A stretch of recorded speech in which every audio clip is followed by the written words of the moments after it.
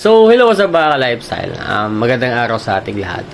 So, alam nyo ba mga ka-lifestyle, meron na naman pong mga nag-o-offer sa atin, nag-email sa atin, na isang sikat na online reading application na gusto nilang i-promote natin yung kanilang company, So, hindi ko alam kung bakit tayo yung napipili, And I think napapanood naman siguro nila yung video ko, and then alam naman din nila na Ola Defender tayo.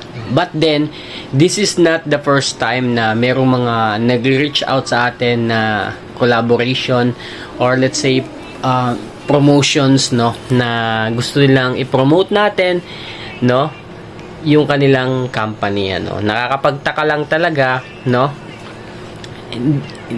maybe siguro hindi nila tinatapos, or let's say mga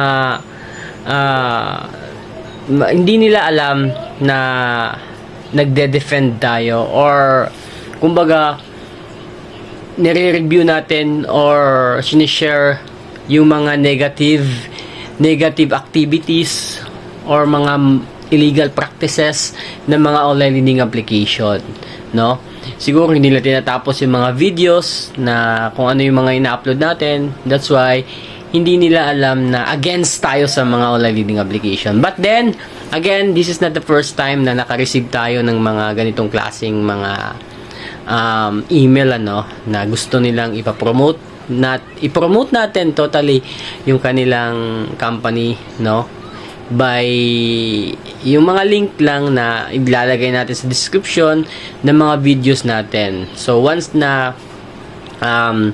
makapag-inganyo tayo, or let's say merong nag-register or nakapag-loan totally sa link na binibigay natin through sa description ng mga videos natin, even sa description ng mga videos natin, nakalagay yung link. So once na may nag-apply doon, then na-approve, meron tayong komisyong matatanggap, aside dun sa contract na ibibigay nila, na maganda rin naman kahit papaano, malaki. Pero again, this time, fourth time, pang-apat na times na po na dinidecline ko yung ganung klaseng mga offer, kahit sobrang ganda, malaki talaga, ayan, ipapakita ko talaga sa inyo yan, hindi lang po talaga si Cash Express yung nag-reach out sa atin. Even before, si One Hand, and then si Digido, nag-PM na rin to sa akin, nag-email na rin sa akin, nakakapagtaka lang talaga mga ka-lifestyle, and paano nila gustong ipapromote yung kanilang company na alam naman nila na against tayo sa mga online reading application. In fact, alam din nila na I don't know lang talaga kung alam ba nila na sinisiraan natin yung kanilang mga online reading application. But then mga ka-lifestyle, like what I've said, tinanggihan ko po, dinecline ko po yung ganung klaseng mga offer sa atin, kasi alam ko maganda yung bayad sa atin, and then meron din tayong matatanggap na commission na bihira lang po talaga sa ganyan, pero Ola Defender po tayo, syempre dinecline po natin yan, so sabi ko pwede sa iba na lang, ganyan, kasi marami namang dyan mga promoter na iba na nagpo-promote ng mga online reading application, yun na lang yung i-PM nila, So ako kasi marami kasing magagalit, aside dun sa mga borrowers, aside dun sa mga solid subscriber natin, followers na always nag-tune in and then nagde-defend lang sa channel natin. Alam ko sobrang silang maapektuhan, then magagalit. Yun talaga yung pinaka-iniisip ko, kaya naman dinecline ko po yung ganung klaseng offer sa atin. So yun mga ka-lifestyle, and then sa lahat po ng mga nag-PPM sa atin until now, nagtatanong, nag-reach out, nagme-message sa lahat ng mga social media platform natin, pasensya na po if hindi ko kayo masyadong nire-replyan, so pasensya na po, marami po tayong ginagawa. Ganun pa man kung ano man yung mga problema nyo, kung yung problema nyo is wala kayong pambayad ngayon, and then hinaharas na kayo, na-depress na talaga kayo, hindi na talaga nyo alam yung gagawin, no? Ito yung palagi kong ina-advise sa lahat po ng mga nagtatanong sa atin, ano, nagko-comment, nag-i-email, so nagchat-chat, no? Kung wala po kayong pambayad mga ka-lifestyle, no, huwag nyo pong pilitin yung sarili nyong maghanap, no? Skip muna for the meantime, no? Again, pwede nyo i-uninstall yan, balikan nyo lang if meron na kayong pambayad. Then, pagtawag naman, pwede nyo i-entertain, pwede rin hindi. Pero mas maganda, mas advisable, huwag nyo lang sagutin, no? Kasi most of the time yung mga tumatawag hindi naman recorded videos.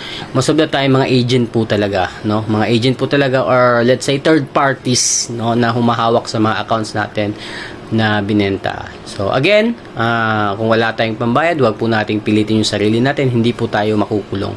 Wala pong nakukulong sa utang, wala pong binibisita, no? Wala pong dinadalhan ng pulis, barangay, whatsoever, no? So, wala pong ganon. Wala pong katotohanan yung mga home visitation, mga ka-lifestyle. Huwag po kayong maniwala. Ako na po mismo yung nagpapatunay na wala pong ganon.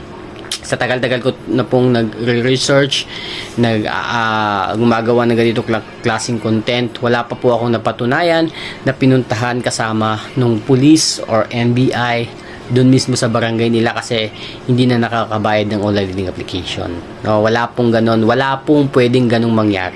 No, believe me or not. So wala po kayong dapat ikatakot. Mas mabuti mag-off SIM kayo or switch SIM na lang kayo kung hindi naman masyadong gamit yung SIM card nyo. No, kung wala na talaga kayong pambayad, sobrang laki na, hindi nyo na mahabol sa sobrang laki ng interest, no? Especially yung mga online learning application na nabilong na talaga sa na-raid na shutdown na, no, pwede nyo talagang hindi nabayaran yan, mga ka-lifestyle, ano. So, yun yung pinaka magandang gawin nyo. Huwag po kayo masyadong mataranta, huwag po kayo masyadong matakot, no, kahit ilang libong beses kung sabihin to sa inyo, yun po talaga yung ginawa ko, yun din yung ginawa ng iba nating kababayan na biktima ng online learning application. So, pwede nyo rin basa-basahin yung mga comments ng mga kapwa natin biktima para kahit papano maka-adapt din tayo or makakuha din tayo ng idea kung paano nila nalampasan yung ganitong klaseng problema. Wag po kayo masyadong mag-iisip na kung ano-ano mga ka-lifestyle. Gaya nyo, hindi kayo nag-iisa. Marami po tayong naging biktima ng marami tayong naging biktima, marami pa tayong mabibiktima ng online learning application, ng mga online learning application, mga ka-lifestyle, no?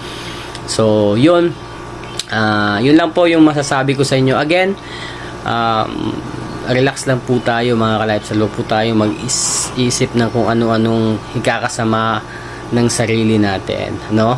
Para wala, happy lang, no? Kasi in the end of the day, tayo lang din naman yung humahawak ng kapasyahan sa ating sarili. So, yun lang ba, ka-lifestyle, ano? Again, wala, tinanggihan ko, dinecline ko talaga yung mga offer ng mga online learning application company na i-promote, no? I-promote ko. Pero marami, kung kahit siguro sino masasayangan, ano, kasi pera na po yan. Pero gaya nga nasabi ko, meron po tayong paninindigan, no? That's why decline muna for the meantime. I'm not like others dyan na kaliwat kanan yung tinatanggap na promotions, no? Walang paninindigan yung mga taong yan. So, yun lang, mga ka-lifestyle. Peace.